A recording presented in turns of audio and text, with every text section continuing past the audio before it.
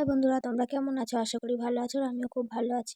আজকে একটা নতুন ভিডিও শেয়ার করতে এসেছি। আজকে আমি বানাবো সুজির দুধ পুলির রেসিপিটি তোমাদের সাথে শেয়ার করব। এই সুজির দুধ পুলিগুলো এতটাই নরম হয় যে মুখে দেওয়ার সাথে সাথে মিলিয়ে যায়, আর এটা বানানোও খুব সহজ। তবে চলো ভিডিওটা স্টার্ট করা যাক। হাই বন্ধুরা, সুজির পুলি করার জন্য আমরা নারকেলটাকে এভাবে কুড়িয়ে নেব।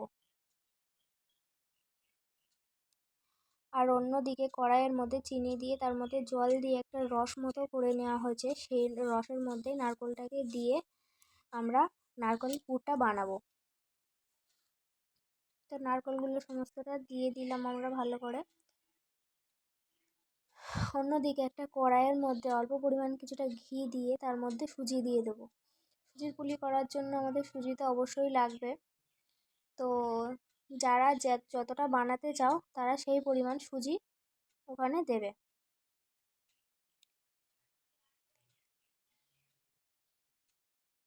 অন্যদিকে সুজির পুলির ভেতর যে পুরটা দেওয়া হবে নারকেলের, সেটা তৈরি হচ্ছে এদিকে। আর এটাকে ভালো করে নাড়তে হবে যাতে পাকটা ভালো মতো আসে। তো এটা এদিকে রেডি হচ্ছে, আর এদিকে তোমার সুজির সাথে যে ঘিটা দেওয়া হয়েছিল ওটা ভালো করে মিশিয়ে নিতে হবে নাড়িয়ে, নাহলে গোটা গোটা থাকলে খেতে ভালো লাগবে না। আর এই দিকে নারকেলের পুরটাও বারবার করে নাড়তে হবে। সুজিটা একটু হালকা করে ভেজে নিয়ে তার মধ্যে পরিমাণ মতো জল দিয়ে দেব।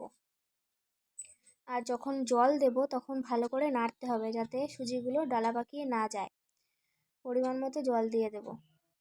জল দিয়ে ভালো করে ওটাকে মিশিয়ে নিতে হবে। তো বন্ধুরা, আমার ভিডিওটা যদি তোমাদের ভালো লেগে থাকে তবে একটা লাইক, কমেন্ট আর শেয়ার করে দিও। আর আমার চ্যানেলটি নতুন হলে সাবস্ক্রাইব করে দিও। তো এটাও অলমোস্ট রেডি হয়ে গেছে। তো এটা রেডি হয়ে গেলে আমরা বুঝবো কী করে? যখন দেখবে এটা আপনা আপনি কড়া থেকে ছেড়ে দেবে তখন এই সুজির ডোটা রেডি হয়ে যাবে। আমরা তুলে নেবো এবার। ওদিকে কড়াইয়ের মধ্যেও এটা রেডি হয়ে গেছে, এটাও আমরা নামিয়ে নেব। নামিয়ে নিয়ে সুজির ডোটাকে ভালো করে মাখতে হবে। যত ভালো মাখা হবে পুলিগুলো তত ভালো হবে। এর মধ্যে দিয়ে দেব 1 চামচ ঘি আর 1 চামচ ময়দা দিয়ে আবারও ভালো করে সুন্দর করে মেখে নিতে হবে। মাখাটা ভালো করে মাখতে হবে, তাহলে পুলিগুলো খুব সুন্দর হবে। আমি ভালো করে মেখে নিয়ে আমরা পুলি বানাতে শুরু করে দিয়েছি। তোমরা দেখতেই পাচ্ছ।